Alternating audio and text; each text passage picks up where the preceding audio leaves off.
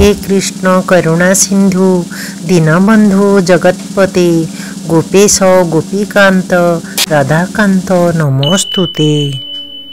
YouTube रे शुणुथिबा समस्त भगवत प्रेमी भाई और भौणी मानू मोर राधे राधे।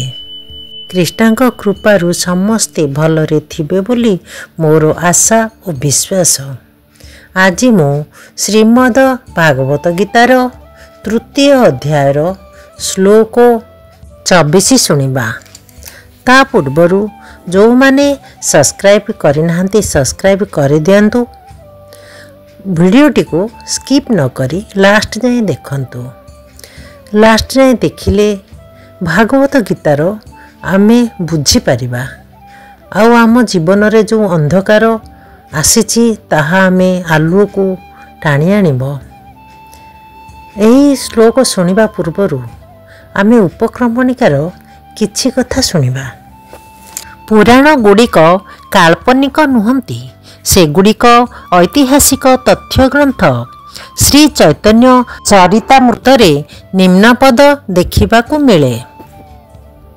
माया मुग्ध जाबेर नाही कृष्ण स्मृति ज्ञान, जाबेर कृपाय कैल कृष्ण वेद पुराण। विस्मृत जीवगण अर्थात बद्ध जीवगण भगवान को सहित थिबा सेमानक संबंध को भूली जाइछंती एवं सेमाने भौतिक कर्म संबंध रे चिंता करिबारे बराबर अभ्यस्त। सेमानंकर चिंता शक्ति को परव्योम आड़कू बदलाइबा निमित्त कृष्ण अनेक वैदिक साहित्य दे जाइछंती। प्रथमे से वेद को चारि भागरे विभक्त कले, तप्तरे से ताहा पुराण मानकरे वर्णना कले। राधे राधे दोस्तों, एबे आमे श्रीमद भागवत गीतार तृतीय अध्यायर श्लोक 24 शुणिबा। श्लोक 24 उच्छिदैरी मे लोकान कुर्जं कर्म चेदहम शंकरस्य च कर्ता श्यामुपहन्यामि महाप्रजाः।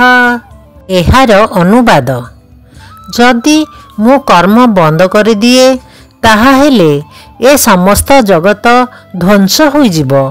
मु मध्य वर्ण शंकर उत्पादनर कारण हेबी एवं तद्वारा मु समस्त जीवंकर सुख शांति नष्ट करिदेबी।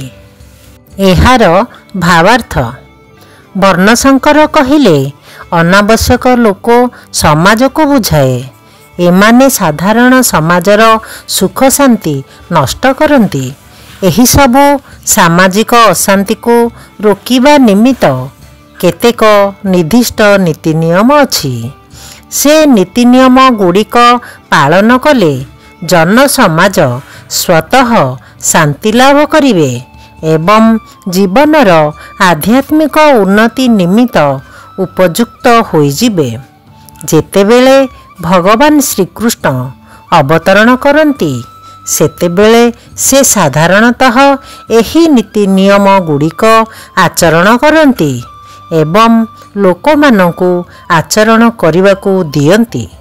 कारण तद्वारा समाजर शांति रक्षा होई पारिबो एवं मानव समाजर सम्मान मध्य वृद्धि हेबो। ए प्रकार धर्माचरणर की आवश्यकता अछि ताहा मध्य से शिक्षा दियंती। भगवान हेउछंती समस्त जीवंकर परम पिता। जदि जीवगण पथभ्रष्ट हुअंती ताहा हेले दोष निश्चय भगवान को ऊपर को जीव। तेणु जेतेबेले धर्मर ग्लानि घटे अर्थात जनसाधारण धर्मनीति आचरण न करती सेतेबेले भगवान निजे अवतरण करती एवं समाज को ठीक करती। आम्भे माने एकथा भल रकम मने रखिबा उचित जे जदिओ आम्भे माने भगवानंकर अनुसरण करिबा तथापि आम्भे माने तांकु अनुकरण करि पारिबा नाही बा करिबा उचित नुहे। ଅନୁସରଣ କରିବା ଏବଂ ଅନୁକରଣ କରିବା ଏକା କଥା ନୁହେଁ। ଭଗବାନ ପିଲାଦିନେ ଗୋବର୍ଦ୍ଧନ ପର୍ବତ ଟେକିଥିଲେ। ଆମ୍ଭେମାନେ ତାଙ୍କୁ ଅନୁକରଣ କରି ଗୋବର୍ଦ୍ଧନ ପର୍ବତ ଟେକିପାରିବା ନାହିଁ। କୌଣସି ମାନବ ପକ୍ଷରେ ଏହା ସମ୍ଭବପର ନୁହେଁ। ଆମ୍ଭେମାନେ ତାଙ୍କର ଉପଦେଶକୁ ମାନିବା ଉଚିତ, କିନ୍ତୁ କେବେ ହେଲେ ତାଙ୍କୁ ଅନୁକରଣ କରିବା ଉଚିତ ନୁହେଁ। ଶ୍ରୀମଦ ଭାଗବତମରେ କୁହାଯାଇଛି, ନୈତିତ୍ ସମାଚାରେ ଜାତୁ ମନସାପି ହୀନେଶ୍ୱରଃ ବିନସ୍ୱାତଂ ଚରଣଂ ମୌଢ଼ାଦ ଯଥା ରୁଦ୍ରୋ ବଧିଜଂ ବିଷମ୍ ଈଶ୍ୱରାଣାଂ ବଚଃ ସତ୍ୟଂ ତୈଥୋପଚାରିତ୍ କ୍ୱଚିତ୍ ତେଷାଂ ଯତ ସ୍ୱବଚେ ଯୁକ୍ତଂ ବୁଦ୍ଧିମାଂ ସତ ସମାଚରେତ୍। ଅର୍ଥାତ୍ ବ୍ୟକ୍ତି ଭଗବାନଙ୍କର ଏବଂ ତାଙ୍କର କ୍ଷମତାପ୍ରାପ୍ତ ସେବକମାନଙ୍କର ଉପଦେଶ ଅନୁସରଣ କରିବା ଉଚିତ। ସେମାନଙ୍କର ଉପଦେଶ ଗୁଡ଼ିକ ଆମ୍ଭମାନଙ୍କ ପ୍ରତି ମଙ୍ଗଳପ୍ରଦ ଏବଂ ପ୍ରତ୍ୟେକ ବୁଦ୍ଧିମାନ ଲୋକ ସେ ଉପଦେଶ ଅନୁଯାୟୀ କାର୍ଯ୍ୟ କରିବା ଉଚିତ, କିନ୍ତୁ ସେମାନଙ୍କୁ ଅନୁକରଣ କରିବା ଉଚିତ ନୁହେଁ। ଏଥିପ୍ରତି ସାବଧାନ ହେବା ଉଚିତ। ଶ୍ରୀ ଶିବାଜୀଙ୍କୁ ଅନୁକରଣ କରି କେହି ବିଷ ସମୁଦ୍ର ପାନ କରିବାକୁ ଚେଷ୍ଟା କରିବା ଉଚିତ ନୁହେଁ। ଈଶ୍ୱରମାନଙ୍କର ସ୍ଥିତିକୁ ଆମ୍ଭେମାନେ ସର୍ବଦା ଉତ୍ତମ ସ୍ଥିତି ବୋଲି ମାନିବା ଉଚିତ। ଯେଉଁମାନେ ସୂର୍ଯ୍ୟ ଓ ଚନ୍ଦ୍ର ଆଦିଙ୍କର ଗତିକୁ ନିୟନ୍ତ୍ରଣ କରନ୍ତି, ସେମାନେ ଈଶ୍ୱର ଅଟନ୍ତି। ସେପରି ଶକ୍ତିମାନ ନ ହୋଇ କେହି ଈଶ୍ୱରମାନଙ୍କୁ ଅନୁକରଣ କରିବା ଉଚିତ ନୁହେଁ, କାରଣ ସେମାନେ ଅସାଧାରଣ କ୍ଷମତାଶାଳୀ ଅଟନ୍ତି। ଶ୍ରୀ ଶିବଜୀ ସମୁଦ୍ର ମନ୍ଥନରୁ ଜାତ ବିଷକୁ ଅର୍ଥାତ୍ ବିଷ ସମୁଦ୍ରକୁ ପାନ କରିଦେଲେ, କିନ୍ତୁ ଯଦି କେହି ସାଧାରଣ ଲୋକ ସେ ବିଷରୁ ଟିକିଏ ସୁଦ୍ଧା ପାନ କରେ, ତାହାହେଲେ ସେ ନିଶ୍ଚୟ ମୃତ୍ୟୁବରଣ କରିବ। କେତେ ଶିବଭକ୍ତ ଅଛନ୍ତି ଯେଉଁମାନେ ଶ୍ରୀ ଶିବଜୀଙ୍କୁ ଅନୁକରଣ କରି ଗଞ୍ଜେଇ ଆଦି ମାଦକ ଦ୍ରବ୍ୟ ସେବନ କରୁଛନ୍ତି। ଏତଦ୍ୱାରା ସେମାନେ ସେମାନଙ୍କର ମୃତ୍ୟୁକୁ ଆହ୍ୱାନ କରୁଛନ୍ତି ବୋଲି ବୁଝିବାକୁ ପଡ଼ିବ। ଠିକ୍ ସେହିପରି କେତେକ କୃଷ୍ଣଭକ୍ତ ଅଛନ୍ତି ଯେଉଁମାନେ ଭଣ୍ଡ ବା ମିଥ୍ୟାଚାରୀ। ସେମାନେ ଭଗବାନଙ୍କର ରାସଲୀଳାକୁ ଅନୁକରଣ କରିବାକୁ ଚେଷ୍ଟା କରନ୍ତି, କିନ୍ତୁ ସେମାନେ ଭୁଲି ଯାଆନ୍ତି ଯେ ସେମାନେ ଭଗବାନ ଶ୍ରୀକୃଷ୍ଣ ନୁହନ୍ତି କି ଗୋବର୍ଦ୍ଧନ ପର୍ବତ ଟେକିପାରିବେ ନାହିଁ।